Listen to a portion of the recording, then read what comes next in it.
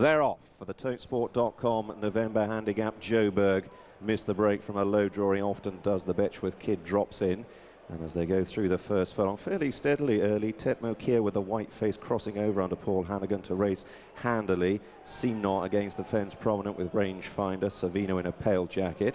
Working out to the nose-banded thin red line, La Vecchia Scaola in the black and yellow is posted quite wide early. Red Jade with a red cap tracks the leaders, with Willing Foe in the Godolphin Blue up the fence from Prompter, and then Brunston mid-pack pulling quite hard. Time's Up and Classic Vintage race next. Hughes has settled Senate, a dark green jacket, tracking cracking last, about 3/4 of the way back from Montav Shavansky.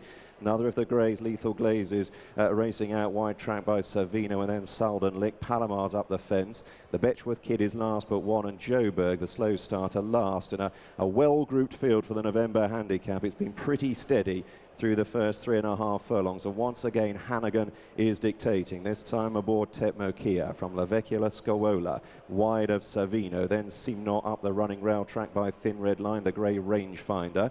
Prompter, a white jacket for Haley Turner, pulling quite hard just behind the leaders from Red Jade. Willing Foe's got plenty of cover from Brunston mid-pack, and then Lethal Glaze Classic Vintage. Time's Up with the stripes on the cap is back at the running rail from Montav, still no move from Senate under a waiting ride from Richard Hughes. He's only have about a half dozen behind him. Prospect Wells, Salden licked among them. Joburg is also at the back end of the field with the Betchworth kid, and Palomar towards the rear with Sylvester de Souza. Swinging on in then, a half mile left to travel in the last big race of the turf flat season. It's the white-faced Tetmo Kier in the hands of Paul Hannigan, chased by Savino. Seamnot with the noseband away to the right, then Rangefinder. In behind horses, Salden Licht is driven up to chase them. Then Prompter, Time's Up, Willing Foe's under pressure. Shavansky away to the right. Senate now under the Hughes drive, but has still got 7 or 8 lengths to find. The Betchworth kid is beginning to run on from the rear as they head down to the final two. Tetmo Kier can't shake off Seamnot. Far side, Time's Up is ranging up to challenge. Then Savino, Salden Lick. Still the Betchworth kid is running on down the near side.